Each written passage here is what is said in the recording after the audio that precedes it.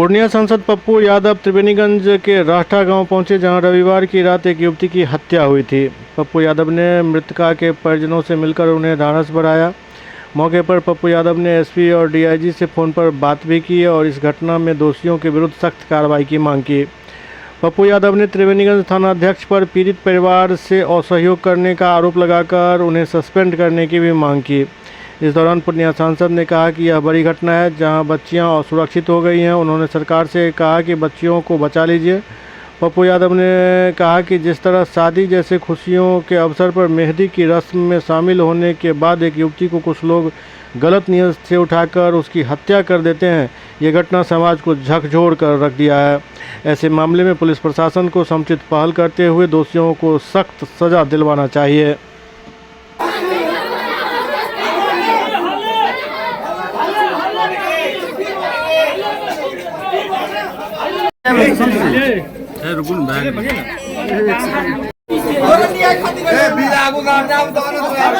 Kunal footage collect कर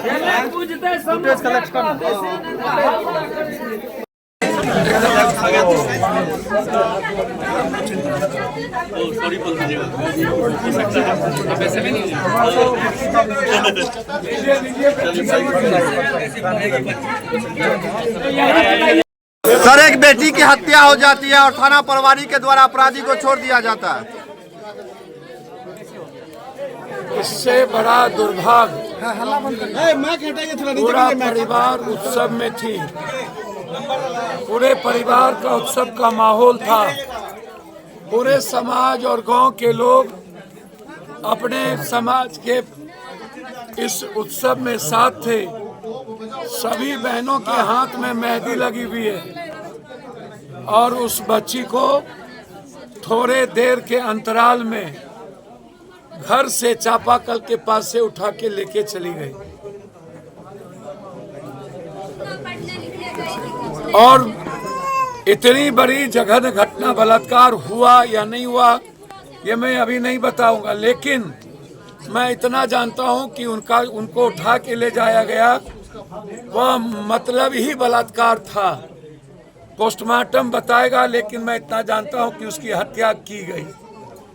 हत्या या तो बलात्कार करने का प्रयास हुआ तब नहीं वो करने दी, तब उसको मारा गया गर्दन तोड़ के, या फिर बलात्कार के बाद मारा गया। दोनों बात है, या तो बलात्कार के बाद मारा गया या वो बेटी इस दरिंदगी से लड़ती रही और अपने शरीर को बचाने का प्रयास किया, तब उस दरिंदों ने हमारी बेटियों को मार दिया। ये इतना बड़ी घटना, लगातार उनकी मौसी पूछ रही है कि बेटी कहाँ सुरक्षित होगी, कहाँ पढ़ने जाएगी। न्याय नहीं मिलेगा सर उसको, तो फिर ऐसे अब अंदाजा कीजिए आप। और मेरा सबसे बड़ा सवाल है, यह पूरा परिवार आज स्थिति देखिए आप, उसकी चाचा की स्थिति देखिए, उसकी भाभी की स्थिति देखिए, उसकी बहन और मौसी और माँ की स्थिति देखिए, उसकी चाची की स्थिति देखिए, उसके नाना दादा की स्थिति देखिए। एक बेटी जब खत्म होती है तो पूरा घर खत्म हो जाता है। एक बच्चे उम्मीद होती है। हमें रात जानकारी मिली, फिर मैंने अपने साथियों से कहा कि मुझे वहां जाना है। हर परिस्थिति में मुझे भी दिग्भ्रमित किया गया।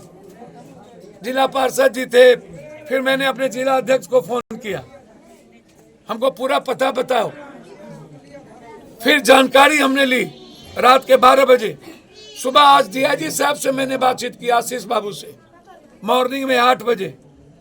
डीआईजी साहब ने कहा तुरंत न्याय मिलेगा।